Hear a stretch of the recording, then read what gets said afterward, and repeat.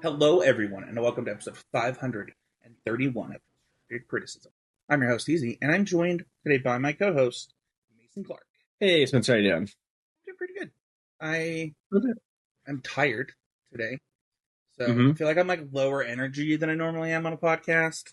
Well, we Mm-hmm. bring the hype because I really am excited about the topic today. We're going to talk about do's and don'ts of the kind of evaluating yourself after a Magic season. We're coming to Mm-hmm. the end of this modern season, getting ready to go into standard, and I think that it's a topic that people could really learn from. So I'm excited to talk. We'll also be talking about worlds afterwards a little bit, but let's dive right into our training grounds this week, and that is the do's and don'ts. I want to preface this that this was a topic that I was really passionate about during kind of our planning meeting, and you kind of like took it by the reins in a lot of ways, going in and putting in some of your own, and then I kind of just added to them in a lot of ways. There's so I just behind the scenes just want to say thank you, but I'll start with the first one. I'll kind of kick us off of the do's is ask yourself, are you happy with the effort you put in? How do you think you can gauge your effort and your happiness? What does that equation look like in your head? Yeah, for what it's worth, I do think this is one of the. There are some lessons like this that are you need to tailor to yourself. So it's really different, and this is a great moment where I think comparing yourself to others is bad. So I'm going to tell you my own personal stuff, but if I hear you're using it for yourself, you've missed the assignment on step one, right? So like personally, a lot of it would be like, okay, did I like put practice time in? And for me, practice time can be actually playing. It could be thinking about the format. It could be researching, right? Am I happy with my deck? I mean, we're gonna get some to this, right? But like, think about those things like deck selection, learning matchups, going out of my way, that kind of thing. Like, how happy I am with the amount of time I had to put in that I allotted to it. Let's say I'm playing the RC, for example. Well, I put a lot of time in for all the RCs. That's one that like typically will eat all my free time. But like even this last RC, I probably played a little bit too much League of Legends by like an hour or two, but we were also kind of in a weird spot where we felt really comfortable. And it was just me and Niall testing together for the most part with a little bit of Abe conversationally. And like looking back on that, for example, I'm like mostly happy with it. And I don't even know if it would have helped to have those extra hour or two. But there is a part of me that, like, when I look back on it, I should have, well, I feel like maybe I could have given a couple more hours. But I was also just tired, burnt out from coaching and work. And I think that's a big part of the equation, right? Yeah. If you're a parent and you're working all day and then come home and you like work some more, you shouldn't be putting in as much effort as like myself or like Jason Yee, for example. Like we're full-time Magic the Gathering players and content creators. So it's a different experience, but you just have to be honest with yourself, I think, is the big thing. Yeah, I think we'll repeat that a lot throughout this episode, that Mm-hmm. honesty. And I think that effort, you know, is about one of the things you didn't mention that I really care about when I'm thinking about the effort that I put in a season or an event. And here we're talking about seasons is like, did I did I participate actively during my game? Like that's an thing that sometimes from an effort standpoint that I know that I have struggled with, that I like take things for granted and just am like, I'll get one of these. So like, does it really matter? Like if I put in this, like the right amount of effort in games or in the events or in the preparation. And so just asking myself like, okay, was I happy with it? Like, could I have done it better? And things like that that's one of the things that you didn't mention, but I agree with everything you said. Yeah, and I think I mean, we could like really delve into this one too if we want to. Like when it comes to putting effort in, are you like going out of your way to like challenge your own things, right? And find others to like push back or potentially work with you too, right? I think there's like effort is sort of this bottomless pit, which is one of the cool things about Magic, right? Is like it can be a near infinite amount of like effort put in and results getting out. And that's what makes it, I think, so daunting and makes it a thing where it's like you need to decide how deep you're diving into this proverbial pit, right? And like it isn't fair to compare yourself to me, to Spencer, to even your friends or whatever. They're like the same level, quote unquote. It's just all different. So I think that's a really big one. And I think one that really ties into it directly to move ahead a little bit here is, did I put myself in a position to reach my goals? And these are kind of tied together, right? But there is some more than just even like amount of effort put in. So, for example, did you make this a priority, right? Like if making the Pro Tour was a top priority for you, and that's something you can allot yourself the time and effort to do, did you put that time in correctly? Like no one's saying you need to play, all Magic and that's all you do. There's plenty of reasons to go hang out with friends and relax and decompress. But like, did you do that? Or did you maybe, play a little bit too much of the new Call of Duty, or watch, the Penguin for like an hour or two more than you should have, right? Like you had some free time. You knew you were going to dedicate, let's say, 10 hours a week to Magic League of the RC, and you only did 8. Like not the end of the world, but you do that enough, it kind of comes back. And so once again, it's a spot where it's like only you can do this kind of thing. And I think it's important to sort of sit down and outline your goals so that when you do this reflection, you can actually kind of have something to look back on. Because if you're just like, oh, I didn't have one of these, maybe I should think back on it, it's a lot harder to figure out, did you do it right or did you do it wrong?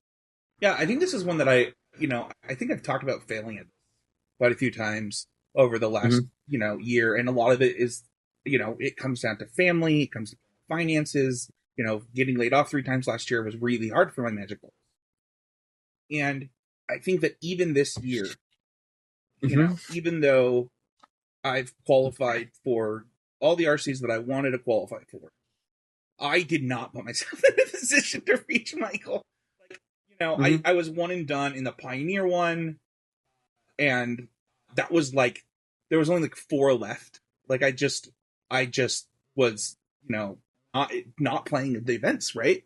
And then I think about this modern one, and I got a deferral. So it's like, and there were multiple events that I still wanted to play in, because one of my goals isn't just to qualify for the RCs, because like, that can be a goal, but I want to play local Magic at the highest level possible, so that when I get into, larger stakes events, I'm not rusty from like a technical and a mechanical, mechanical and executional standpoint. And one of the things that I found getting ready for the SEG in Vegas was like, oh man, like there were paper things that were like paper only things, because I did all of my preparation online, that I really suffered from. And I think that having that tournament was really helpful for winning that RCQ the following weekend, because I had shaken that rust off at the SEG, but I should be able to shake that rust off, during events. And I have failed at that goal for a long time. So, yeah, I mean, I think it's really important to be open to honest with these things too, right? Like that's a big part of, so like you opening it. And also thinking back to the RC in California you played almost 2 years ago now, which is hard to think about. That was another piece of feedback you had there, right? Was like, oh, playing in this tournament, I felt rusty. Like I felt like keeping up at the pace I want to in some of these matchups where I need to be time sensitive. I can't remember if you played mono white or got paired into mono white a lot. I did play mono white, yeah. Which is like a time demanding deck, right? Sort of like playing the 4 color of standard, to use modern terms. So, it's one of those things where it's like, I do think that's really good to note that. And also, I think one of the things that we haven't really mentioned here that's important to note is like, just because you fail at something right now doesn't mean you're going to fail at it in the coming weeks, right? And that's why it's important to look at these things and sort of check in. Yeah, like there's like, for example, there's a modern RCQ this weekend, and depending on my wife's needs, because we haven't talked about it yet, like I fully plan on playing, even though I'm qualified, just to try to hit that goal. And I think that you have to be really honest about goals, and also set the right goals. I think that not being rusty is a really good goal for me. And if I fail at it because of family stuff, I'm usually okay with that. But if I fail at it because of laziness, and I'm like, nah, I could have gone to like 6 more events and it wouldn't have hurt my family, then that's what you got to talk about. I agree. I think this kind of transitions really nicely into the question of like, I mentioned like family stuff doesn't upset me, right? But are there factors outside of my control that impeded the last thing, right? So for like, you got really sick, right? You thought in an accident, just kind of normal life stuff. Like what is going on that could impede these goals? And if they're outside of your control, like sometimes it's a like I think you just have to learn to be okay with failure in those cases and be like, okay, let's adjust. I didn't achieve my goals, but like, what did I learn in that moment, right? And I think that's really important to be able to do. Yeah, I think we've talked about this a little bit on the podcast about like Magic helps acceptance of variance in like life and in Magic. And this is one of those things too, right? Like uh, technically, I probably still have COVID. I don't know. I tested for COVID last week, which is why I was on the podcast. I was sick as a dog basically until yesterday. And I'm probably still contagious now. I need to do a test tomorrow. But it just meant I couldn't play any events on the weekend. Now, I'm already qualified, which is nice. But like, had this been my last weekend, it just would have been a thing where it's like, like I got sick. It happens. I got like a vaccine. I just tried everything I could. I tried to be safe. I got. Maybe I should have masked up more. Oops, happens, and we move on. And just being accepting of like, sometimes things happen that are outside of your control. Sometimes your partner card breaks down and you got to go pick them up. You don't get to play the RCQ. It happens. So just acceptance of things you can't control, I think, is important, both Magic and outside of Magic when it comes to these things. I think the next one is pretty good when we think back to that goal question. Is did I pick reasonable decks given what I could be doing? And I think there's two prongs to this. Was it a reasonable deck for my goals? And also, was it like a reasonable deck for the format? So I like the example of like your current RCQ season. You really try to like one of your goals has been to expand your range, right? And you've talked about that openly on the podcast. But if you just played like a Yurion pile every event, which isn't possible because it's modern season, but you get what I'm saying. Like if if you played 4-color mid range every event, that wouldn't be achieving that goal, right?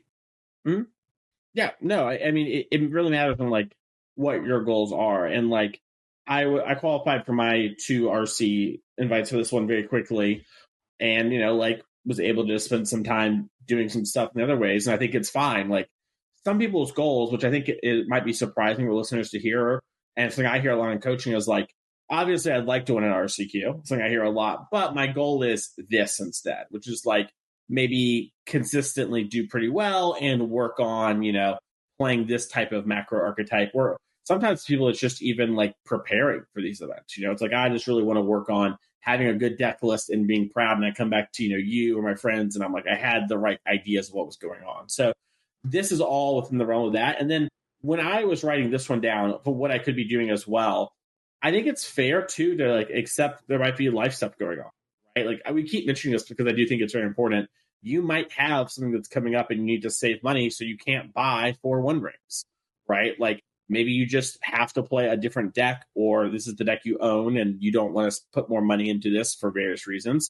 That's fine. And you just need to be open and honest with yourself, right? Yeah. If the only deck you can play is like, let's say Hammer, for the sake of the conversation, right? That's not the best deck in Modern. Could easily win an RCQ. Don't get me wrong. But it's just not the best deck. And you're going to be putting yourself at a disadvantage. So when you're reflecting, it's fine to be like, yeah, you know what? I had a lot of store credit at these places so I could play, but I couldn't really commit the money to play a top tier deck. And that's okay. I put myself in some good spots and learned this, and this season. Yeah, I really love that. And I think, we keep going back to the goals because it's such a pivotal part of being able to self-evaluate. You have to have something that you're going against in that way. And you talked about winning the first 2 RCQs of this season, or getting the 2 qualifications, right away. And I think for one, like that's a time where Mason can self-reflect and say like, okay, are my goals the right goals now? This is the beginning of the season. Like, should I adjust them? Because it's totally fine to adjust your goals midway through the season, whatever, as long as you're honest about why you're doing it. And I mean, it can change week to week, right? Yeah, exactly. Like, yeah. And I think that, what a reasonable deck is, given your parameters, that can change. And you just have to keep churning out this thought process so that you're doing the best for yourself. The next one we have is what are some takeaways on things that I need to improve? We have putting in time, playing X archetype, etc. Yeah, I think looking at this one, when I was writing down like the core premise of this one, for me it was like looking back on the season, right? And we're kind of, I think we're gonna have what, like 2 weeks left of modern RC season, maybe it's three, but not many. Look back on it and be like, okay, what are some takeaways, right? Like, did I do a good job of the things we talked about earlier? And if not, how can I do it? Also, worth noting, I think, like, takeaways, things I can improve at, doesn't have to mean necessarily bad. It could be good. It can be like, I was doing this well, I can do it better. So just a quick caveat there. I don't want to make it seem like it's only the negatives. So you reflect on those things and then, being like, okay, yeah, like at the end of this, maybe I should have been better at playing against this deck for this reason, or, gotten better at playing against this combo control dynamic, or like a billion different things in that regard. Yeah, I love it. One of the things that I put on this one is kind of, we talked about it a little bit, but like, did I put in time away from these events on what I needed to do for those improvements? You know, like, and what's so funny about improvements is it can mean so many things, kind of like that effort thing. If you think about it, like, if you won your first two RCQs last season, right? Mm-hmm. And your goal last season was to qualify for both. Well, it's like, okay, now I need the right goals for self improvement and the right goals so that I can continue on the trajectory that I already was. And so it's like, okay, what does that look like, and what are the takeaways against those goals? And sometimes if you think about it, like, we go back to my Rust example, noticing, and being honest and self-evaluating with that is the, like, something that I have gotten good at. If I, one of the things that I had adopted, for example, that I did in the middle of this goal, in the middle of the season, was actually putting dice out to show which prowess creatures and which effects, how many they had, and just flipping those dice over so that I could do clear combat math and that my opponent knew what was happening.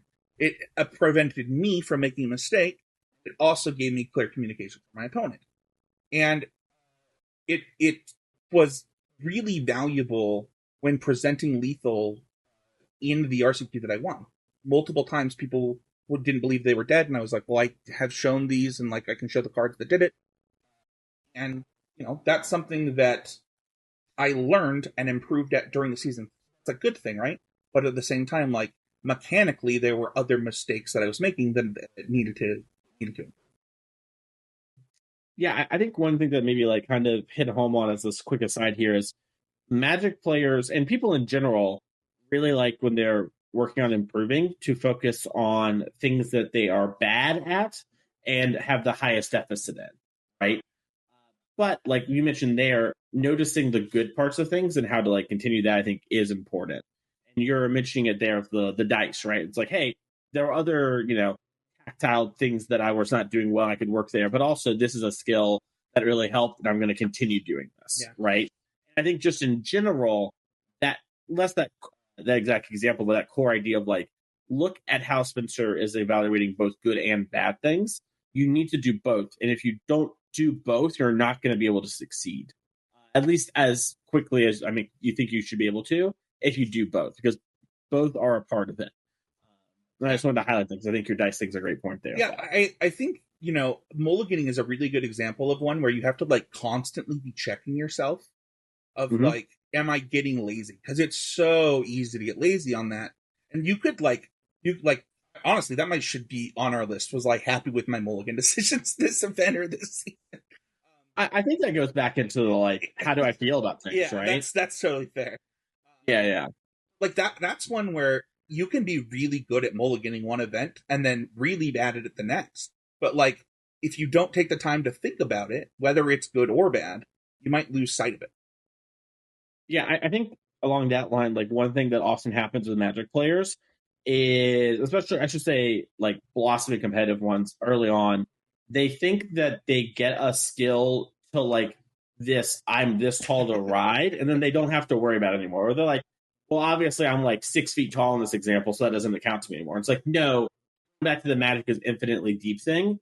And one of the best parts of Magic, in my opinion, is if you don't put the work in, you do not get the results, right? So, like Javier Dominguez, if he doesn't try, he is not just going to beat you. It's not like, oh, Javier is better or whatever. It's like, well, if he's not trying, he's not better. You know, he might still win some games, that's fine, but he's not going to beat you in the majority. And I think that's really important to note that, like, people like Simon, like Javier, never slack. They think about every little thing every time, and they're always working on these things. At the end, am I being honest with myself? After all of this, I mentioned it, what, like 11 times? Like, it's so important. And it's so easy to, like, just BS yourself.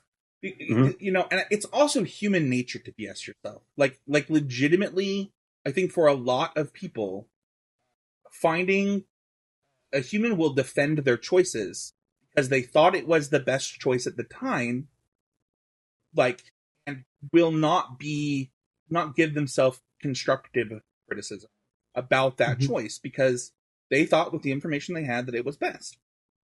And I think that, like, you have to fight against the urge that some of you will have to just find a reason to say why something didn't work.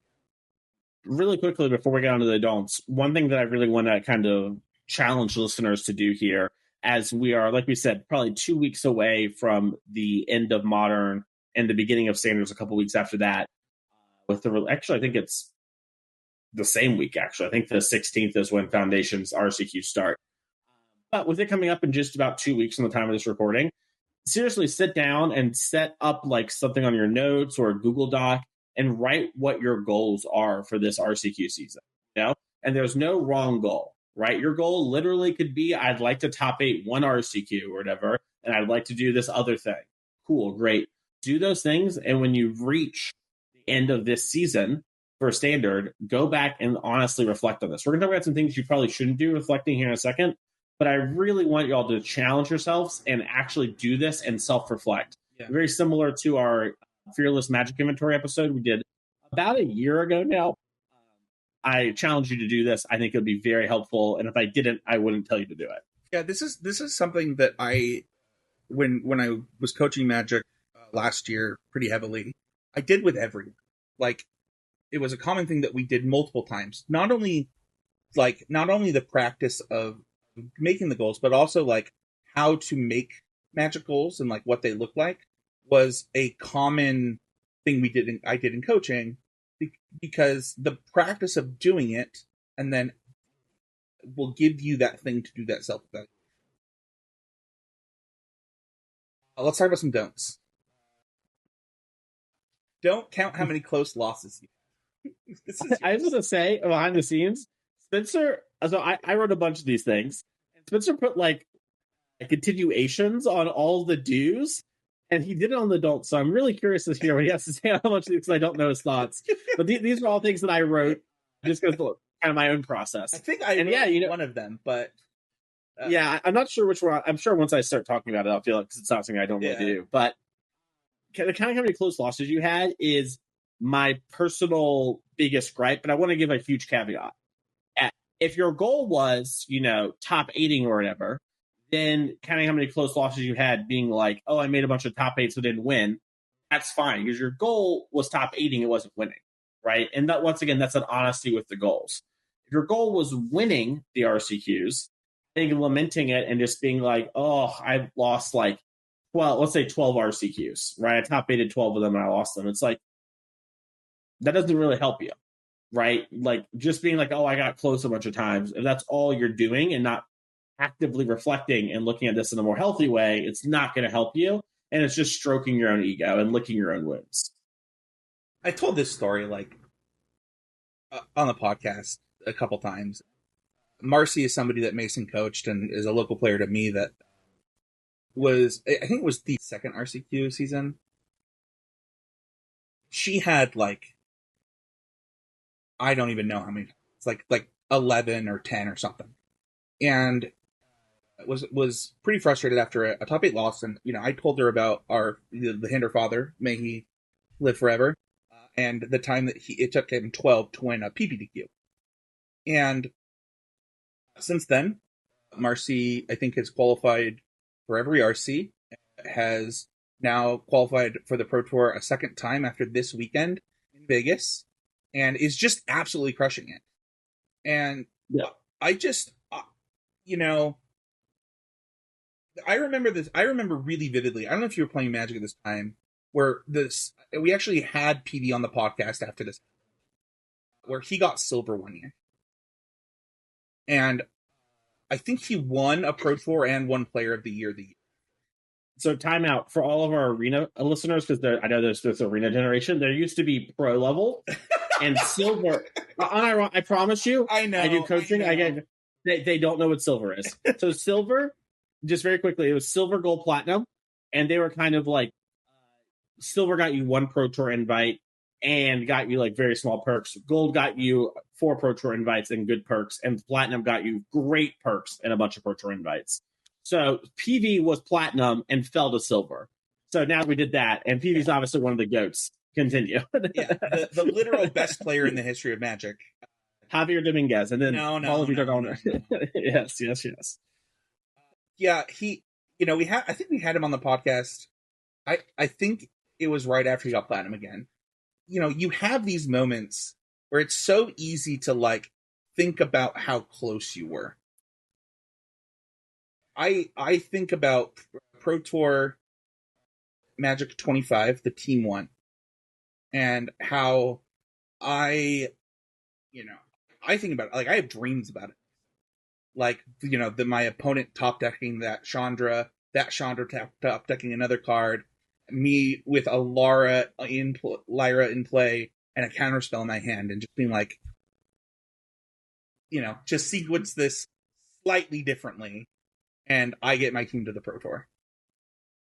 And it's so easy to like have that. And I think the thing is that like the losses hurt, the close ones hurt, but you got to take them as learning opportunities rather than like excuses.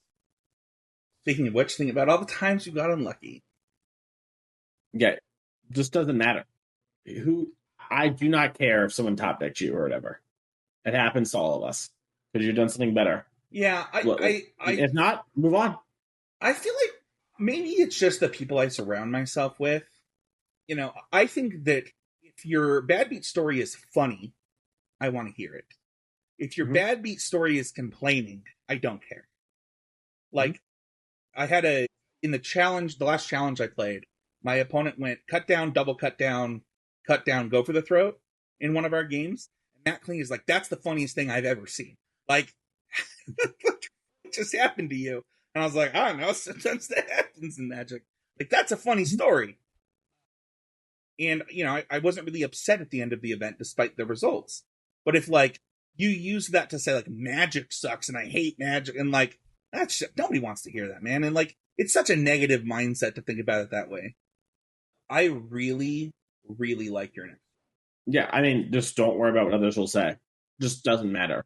Like, and it sounds like you can speak more to this one than me, but when thinking about it, like, things I don't do or have seen people do that I would advise not to, and for what it's worth, like, huge props to the person I'm thinking of who's told me that, like, they worry how others will perceive them, by making or not making it. Huge props to you and, like, being open and honest about that. I really think it's a bad thing to worry about that because this is your own journey. And while there are other people who are on the journey as well, they're going to be happy for you when you make it or whatever. If they're like caring, like, there's 2 roads with it. One, your like really good friends aren't going to care and like a sense of judging you if you don't make it. And they're going to be happy for you and you're happy and they're going to console you when bad things happen. And the other part is it just doesn't matter. Like, it's fine if someone else makes it or has success in something you're trying to do.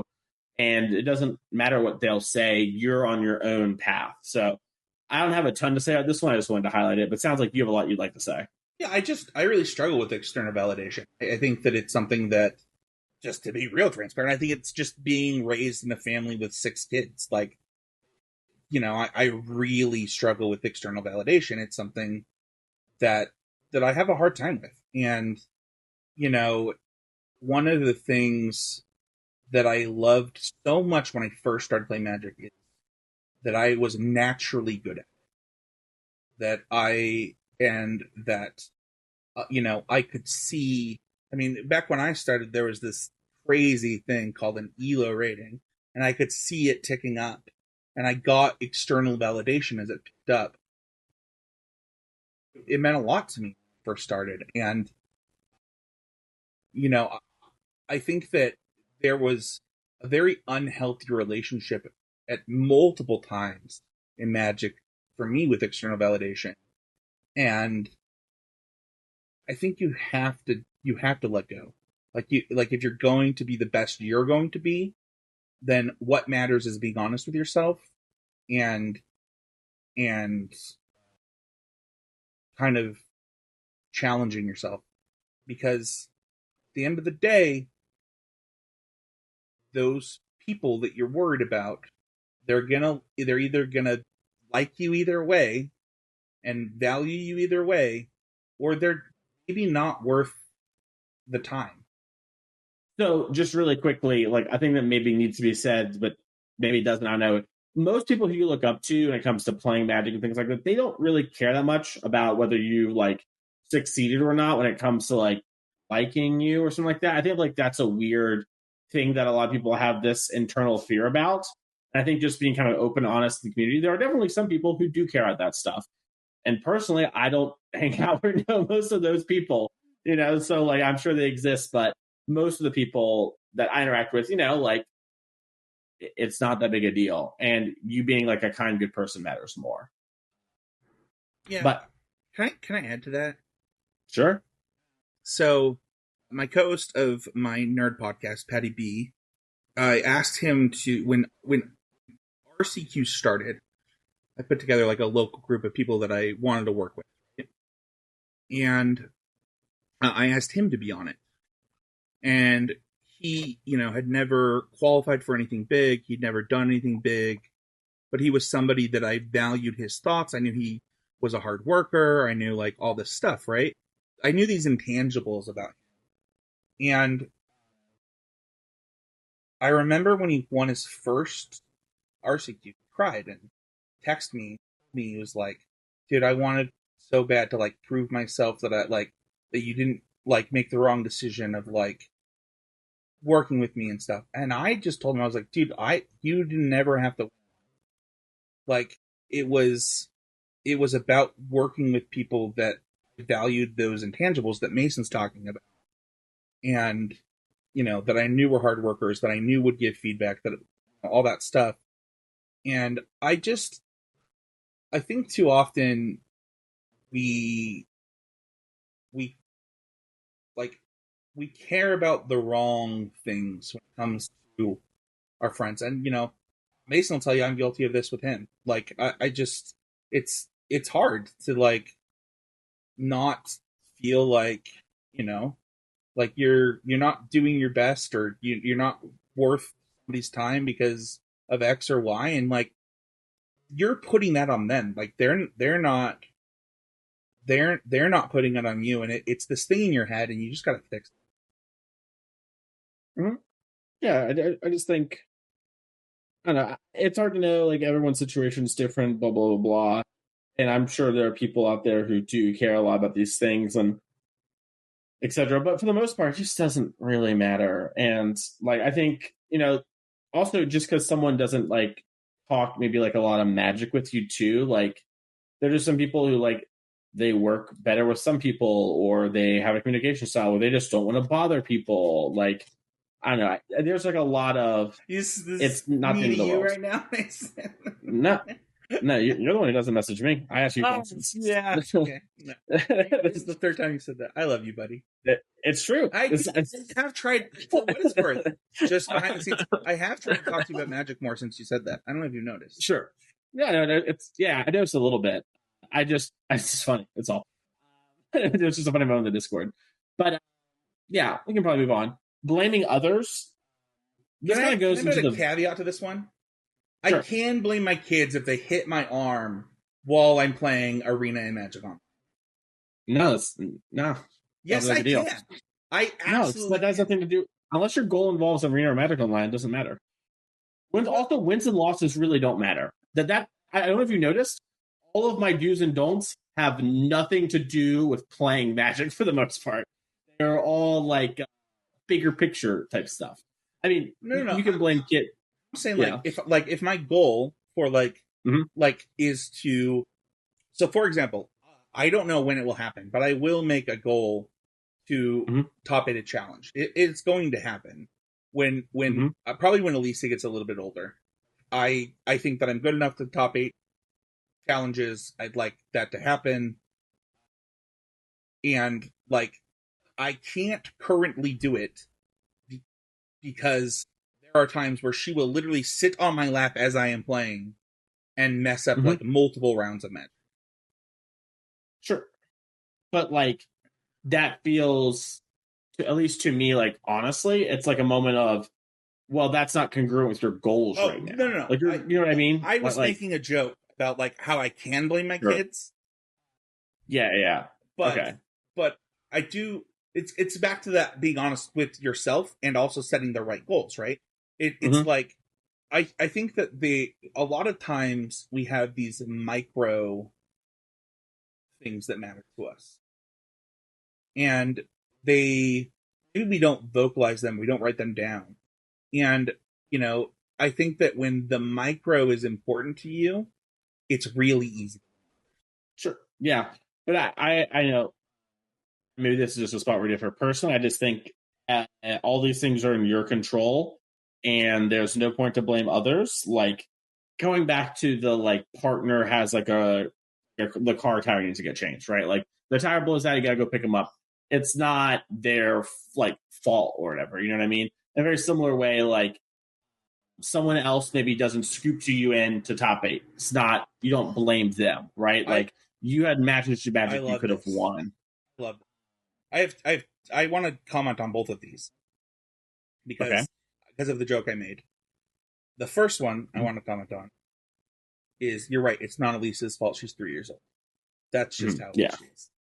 I think one of the things that I really liked that you said, Mason, is this happened. Like I remember vividly this like huge move by Magic Twitter to remove intentional draws from Magic because people didn't feel like they were fair to those trying to like top eight people. I don't know if you remember this time. And there were judges that agreed, like the judges wanted to remove intentional draws too. And I just think like that you I mean I'm guilty of this sometimes myself. Like if you are not willing to just win your match, then like what are you doing in an event, man? I like your last one too. Yeah. The last one is just the opposite of anything we said on the dues, right? If you feel like you did something that was the inverse of any of our dues, probably shouldn't be doing that. Kind of a silly little all encompassing last one. Um, but yeah. Yeah, I just think that like if you're not willing to be honest, not willing to evaluate your goals, like I don't know, then how are you even gonna participate in the process? Any final thoughts before we move on to our always improving? I think, kind of jump right into the do's and don'ts of evaluating your season. And we talked a little bit about it throughout the whole thing, but I do think, as I said right before we did the don'ts, you should set some goals and do your best to just be honest and reflect on them. It is fine for your goals to change, but I think it's important to have an idea of what you want to get done, right? Very similar to you're going into the weekend, you're like, okay, I know I'm going to this dinner party on Saturday. I know I need to go to Home Depot and get this power cord. I know I need to get some bread from the grocery store. It's fine if the way you want to do that's different, but it's good to have something in mind, right? And I think this is a really important thing to do. It's okay if your goals change. It's fine to be like, you know what, this weekend, I just want to play Angels. So I'm going to play Angels. It's a lot of fun. I just want to have a fun weekend. That's totally cool and doesn't mean you've sewered your big goal. but you need to be honest with yourself about when your goals are changing and like when you're lining things up. And don't go into the event, like let's say you top eight with Angels and then you lose in top eight, right? And you get all salty and mad or whatever. It's like, well, that wasn't your goal, was to like go have fun today, and you overperformed with your meme deck or whatever, right? So just important to be honest, look back on these things and think about them. And self-reflection is such a big part of Magic, and all the best players do it. I highly suggest you start doing it if you haven't already. And only you can answer these things with yourself, so be honest. That's all. I love it. Let's talk about always improving. Always improving is the point of the show. There was a moment during the show, Mason, where I wanted to say, you said something that I was like, we used to say, if you're not getting better, you're getting worse. And it was that deterioration part of the conversation. And I just want to talk about that really quick before we go into it. Like we said that because it's so easy to falter. And so this mindset that we have of always improving and, treating every day like it's, your first day on the job, or like it's your first day trying to get better because you have that hype that like, I'm ready to do this. That comes, with this idea of just a mindset of constant improvement that I really love for this show. Mason, what is your always improving moment?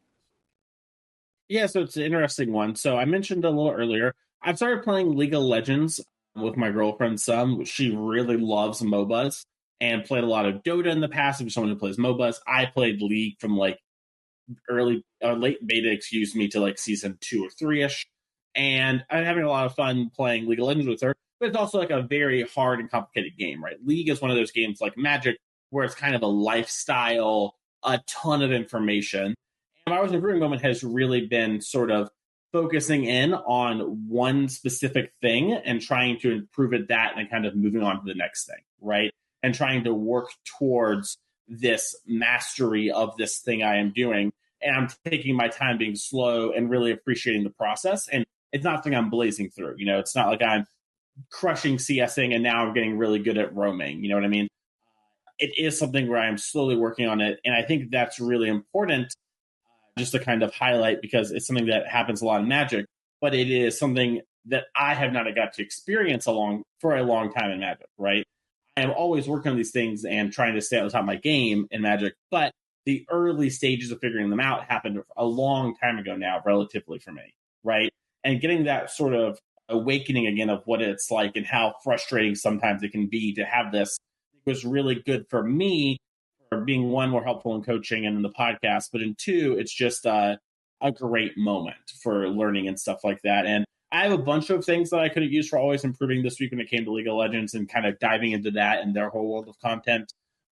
But this was the one that I kind of thought was the best. So, Dude, I almost used My Hero Ultra Rumble as my always improving moment, because I did this in Smash on the podcast a couple times. Like, put exactly what you said, right? You put yourself in the position of somebody that's like really trying to capture what something is about, how it works, where to go on from there. And I really love that one. For me, I was watching Worlds. There was a play that Jean-Emmanuel Duprov made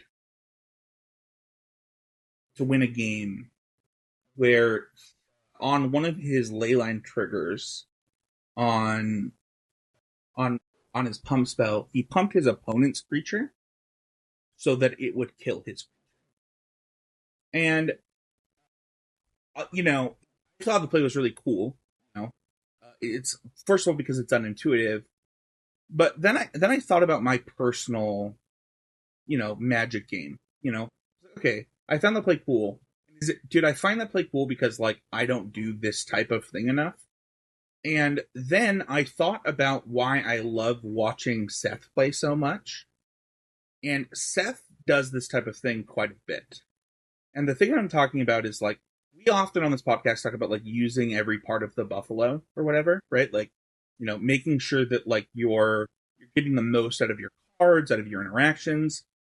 And I think that the type of decks that I often play don't always have the options to do that. And then also, I think that there is something to be said about just pausing. Actually, Mason, you've actually mentioned the PD article or whatever where he talks about doing this, where you pause before you make your decision just to check your work to make sure that you are. Oh, I do this every turn. Yeah. Yes. Yes. Wait, do you not? Real talk. You mentioned doing. Do you do this in all your games? I'm not going to count games where you're watching TV and playing. No, no, Arena. you're You know what I good. mean? Yeah, because No, I I don't do don't. that either. I'm going to be real. Like, you know what I mean? Like, I'm Yeah, watching. okay. I'm watching I was gonna Gossip say I Girl. I'm definitely playing don't do Arena. it while I'm like Yeah. playing Arena or like learning a format. If I'm learning a format or playing Arena and trying, I do. If I'm watching like Gossip Girl on the couch and I've got my laptop here where I got my phone up, I'm not half doing both. You know what I mean? Yeah, I'm yeah, I just get it. vegging. But I'm trying Magic, I think, through every turn. So I do question if my play is the best play for like almost all the time. I think that what I don't do is dig a little deeper. To quote the great song from one of my favorite Disney movies, like the Emmanuel Duprov play. It only took him. I mean, actually, kind of took him a while. He like did the math for like quite a while, so like he was clearly double checking his work. I love the tap the table math, by the way. It's like one of my favorites. It also, when it's on coverage, I'm like, oh, this guy just won. Like he's double checking his math that he's got them dead. It's always my favorite. But I think that I need to look for ways to use the buffalo more. So I need to not just double check my play, but like actually really slow down for a minute. And I was talking to Matt Kling about this because, you know, he says this is my biggest weakness in Magic. Like when we were talking about it. I was like, I don't know that it's my biggest weakness in Magic, but there are definitely times where I get lazy. And I just, I it was a play that I did not see that he could do that should have been obvious. Let's have a Worlds. Just really quick before we move on. Patreon stuff. I just want to say huge shout out to Javier. My text thread with and Matt was this dude's just unbelievable. And the type of year he's putting up. Do you know what his worst finish in the last 2 years is? At Premier Events? Go for it. Top 16 is his worst finish in 2 years of like Pro Tours. Did you know that Paul Riesel did that and didn't win Player of the Year? That's insane to me. It's also insane that Javier. Well, I mean, it shows how good a year Seth had too, right? Like Seth does not get enough credit in Magic, but like it's insane that it was close. You know what I mean? Like Javier's so good at Magic. No, just huge shout out to Javier, and I I mean, you can go off about Javier. You've been going off about it for a while. Sure. Yeah, I mean, I feel like Javier. So one, if you follow me on social media, basically Pro Tour Javier does great, and it leads to me making the same tweet of, how do I have to tweet this every time? People just don't give Javier the respect he deserves as a Magic player. He is incredibly consistent. He is incredibly adaptive. He plays different styles of decks all the time and plays them at the highest level at like great proficiency. And he is like amazing at limited. He is so good at like the critical thinking and using every part of the Buffalo. He sees the creative lines, and he's willing to take risks.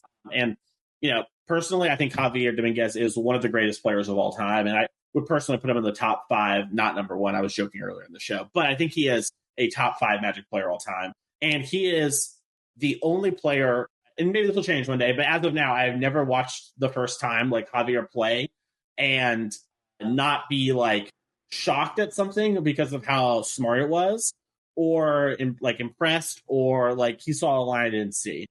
Now that happens with other people. Like I watch Simon, I watch Seth, I watch Kai. They do this, but there are games where that doesn't happen.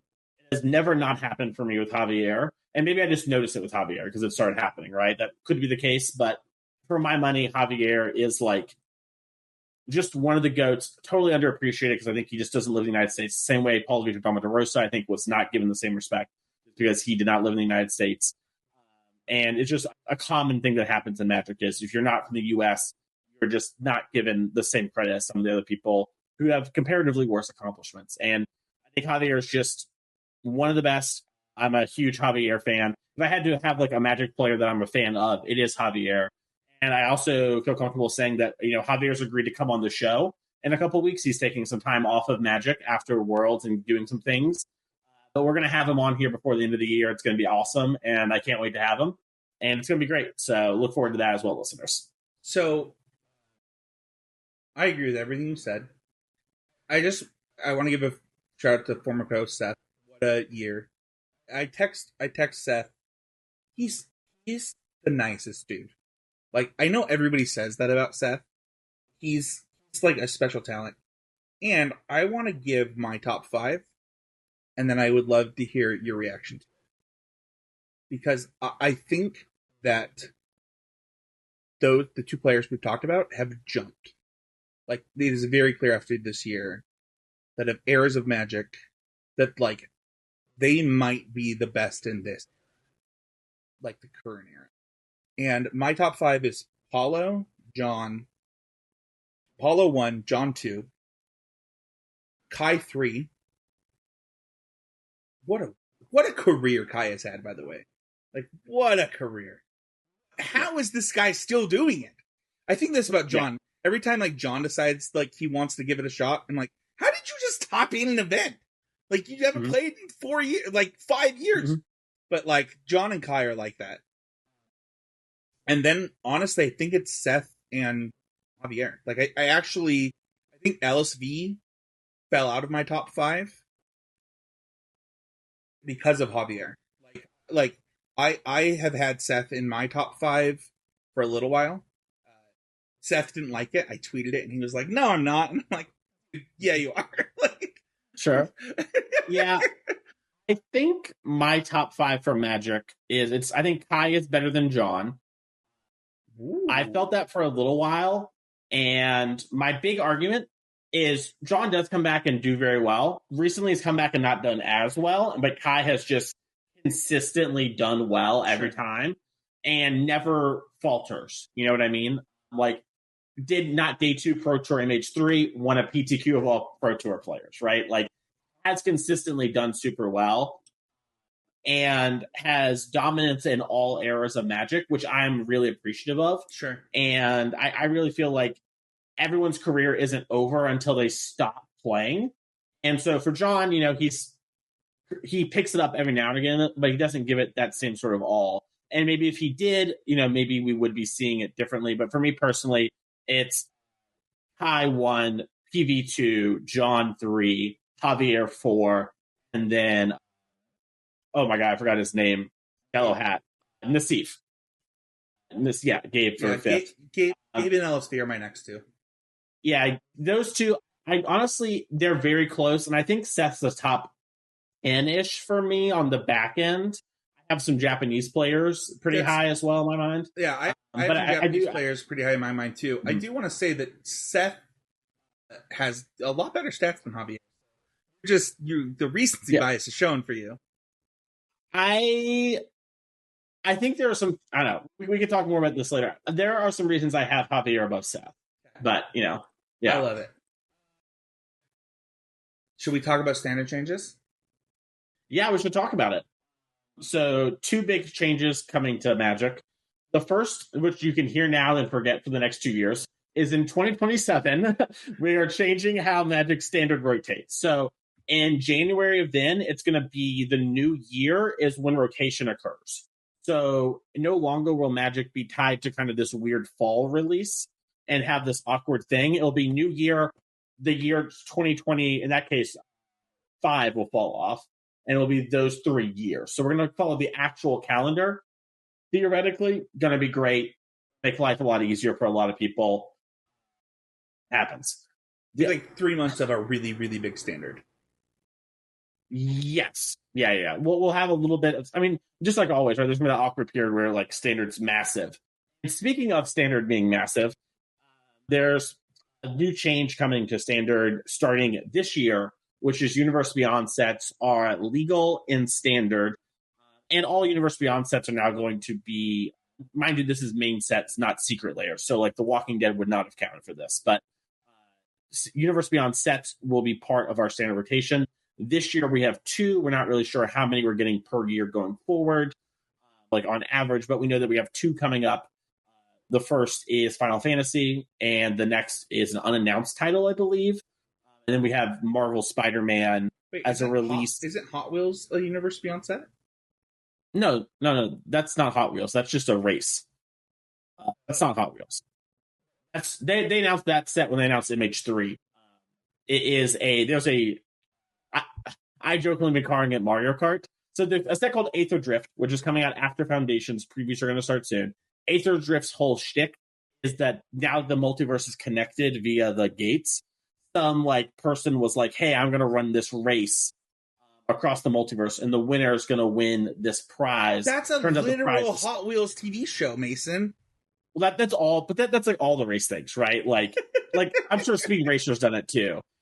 But it is just like basically they're gonna, and if you look at the previews, you can already see it. Like they're in Kaladesh for a little bit, and then they're on like Tarkir. Like they're multiverse. It's like a vehicle theme set.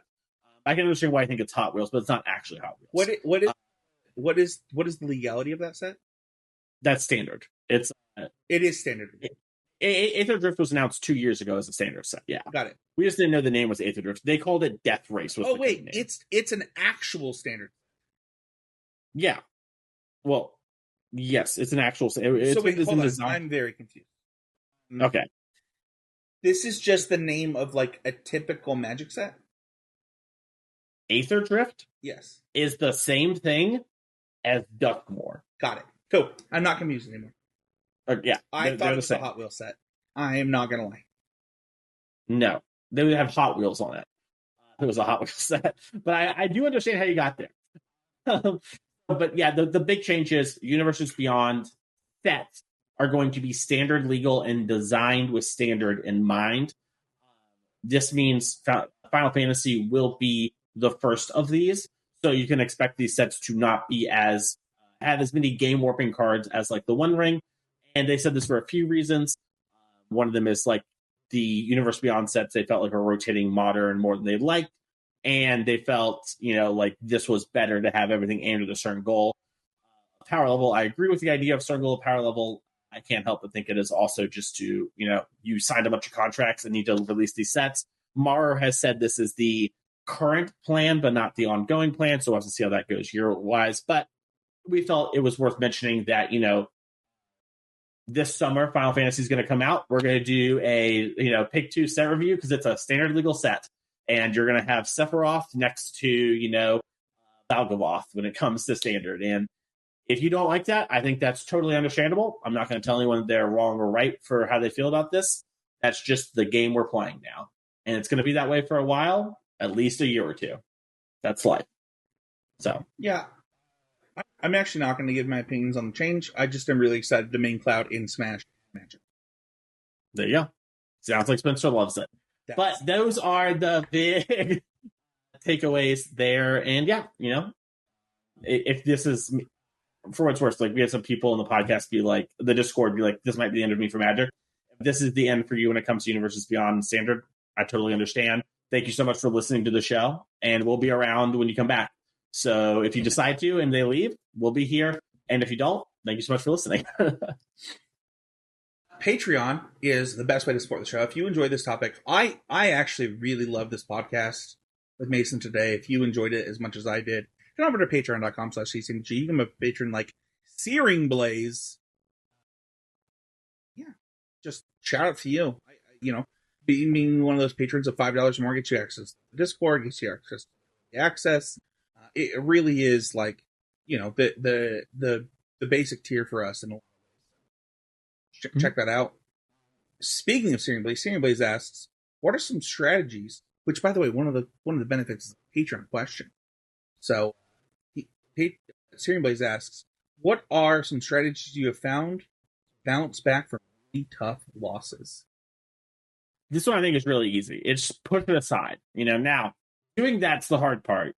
But I think what I always tell people is you have only this little bit of time to play this tournament and do the best you can. Assuming you're not knocked out.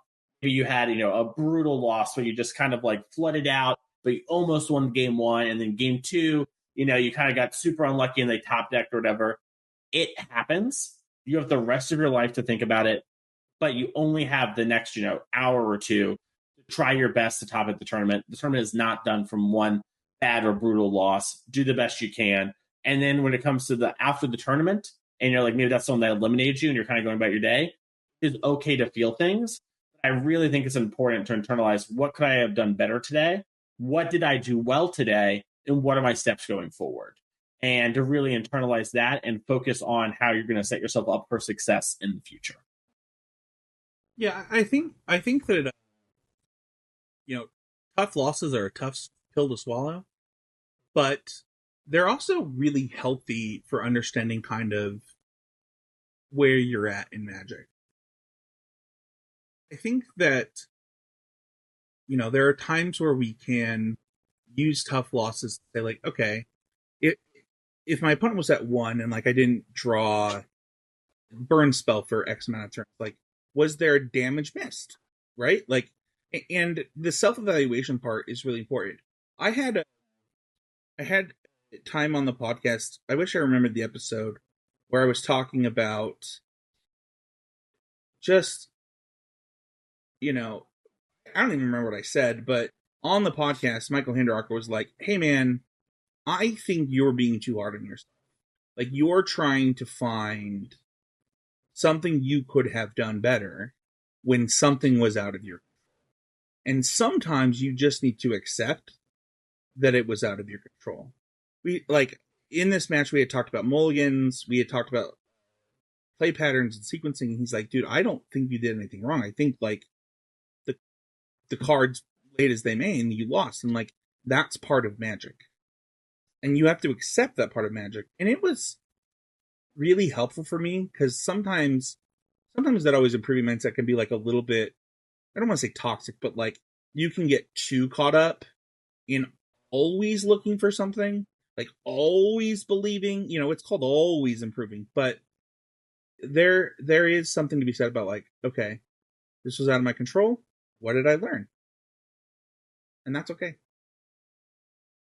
Also, I have found that if I am tilted, going to the bathroom and, like, washing my face is really helpful.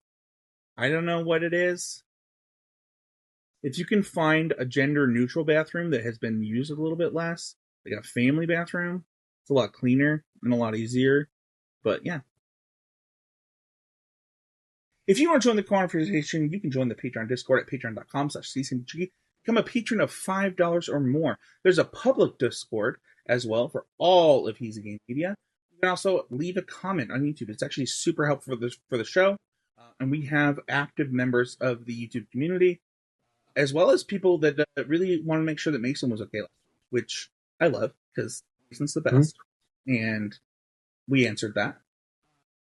And then you can follow us on most social medias at CCMTG or at CCMTG Pod, whether it's Threads, whether it's Blue Sky, whether it's Twitter. And then also on Facebook, just search for our page at Constructive Criticism. The best thing to do to help the show is to like, subscribe, and review, and comment. Those are the things that share the podcast for free. If you can't afford the Patreon, you don't have the funds right now, it really does help the show. It helps us continue to grow. We really appreciate it. Mason, where can people find you? You can find me on Twitter at Mason E. Clark. And you can find me at twitch.tv/the Mason Clark. And if you want to reach out for coaching, I have some availability here. It's always good to, I think, get in sooner than later when it comes to the RC with these sort of things. We're trying to work on skills to get you better long term. We're not trying to sort of, speed run or marathon something. So you're going to reach out to me at that same Twitter address, Mason E. Clark, or reach out to me via email if you prefer, masoneclark@gmail.com, and put coaching in the description. That way I know you're there for that. Spencer, if someone wants to find you, where can they go? Yeah, you can find me at Spencer13H on Blue Sky and Threads. You can find me at Heezy on Twitter. You can find me every week here on this podcast, as well as we've been struggling to find a new recording time for the Need to Nerd podcast, but I think we're going to work it out. Uh, Check that podcast out. And then you can find me here on the Constructors YouTube channel. We plan on recording Ramp versus something. Matt hasn't told me for this week on Standard, getting you ready for pre-Foundations Standard. It's exciting. Like, one of the things we'll talk about in that video is like, where do we think these decks stand? And then what do we think that we see from the previews that can help these decks? So check that out. It's really fun. Thank you, everybody, so much for listening. Don't forget to check out Abe at More Nothings everywhere. I'll see you guys all next time for another episode of Constructed.